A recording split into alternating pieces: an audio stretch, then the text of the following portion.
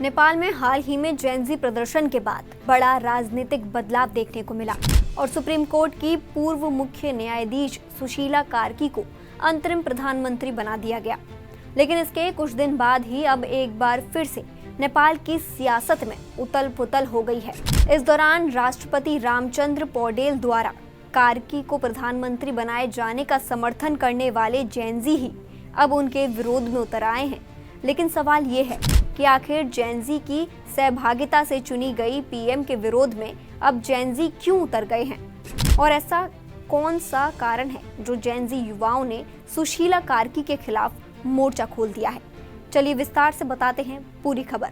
दरअसल रिपोर्ट्स के मुताबिक 15 सितंबर को प्रधानमंत्री आवास के बाहर विरोध प्रदर्शन हुआ, जिसका नेतृत्व हम नेपाली नामक एनजीओ के प्रमुख सुडान गुरुङ कर रहे थे। साथ ही इस प्रदर्शन में वे लोग भी शामिल हुए जिनके बच्चों की जान पुलिस फायरिंग में गई थी। खबरों के अनुसार प्रदर्शनकारियों ने सुशीला कार्की मुर्दाबाद के नारे तक लगाए और आरोप लगाया कि सुशीला कार्की प्रधानमंत्री बनते ही उस आंदोलन की मूल भावनाओं को भूल गई, जिसके समर्थन में उन्हें पद सौंपा गया था। इस दौरान प्रदर्शनकारियों ने कहा कि कार्की ने अंतरिम सरकार का गठन करते हुए जेन ज़ी की कोई राय नहीं ली। उन्होंने अपनी मर्जी से कैबिनेट के नाम तय किए।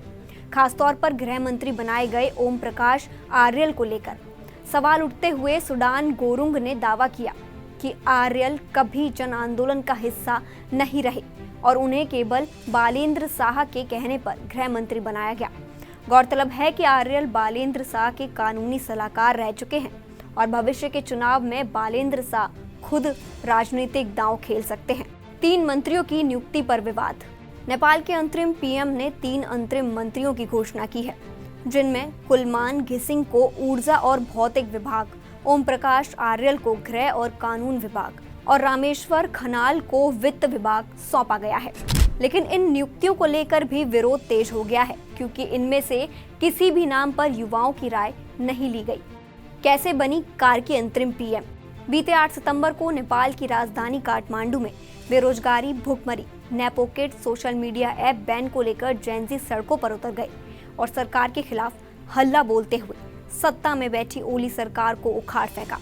केपी शर्मा ओली के इस्तीफा के बाद राष्ट्रपति रामचंद्र पौडेल ने संसद भंग कर दी और जनरेशन जेड के समर्थन से सुशीला कार्की को अंतरिम प्रधानमंत्री नियुक्त कर दिया गया। सत्ता में आते ही पीएम कार्की ने अगले 6 महीनों के भीतर आम चुनाव कराने का आश्वासन दिया और चुनाव में आने के बाद निर्वाचित सरकार को सत्ता सौंपने की बात भी कही। लेकिन फिलहाल उन्हें जेन ज़ी के विरोध का सामना करना पड़ रहा है। अब देखने वाली बात ये होगी कि क्या एक बार फिर नेपाल प्रदर्शन की भेंट चढ़ेगा? क्या हाल ही में चुनी गई देश की अंतरिम प्रधानमंत्री सुशीला कार्की को भी इस पद से इस्तीफा देना पड़ेगा? और क्या एक बार फिर नेपाल को नया नेतृत्व मिलेगा?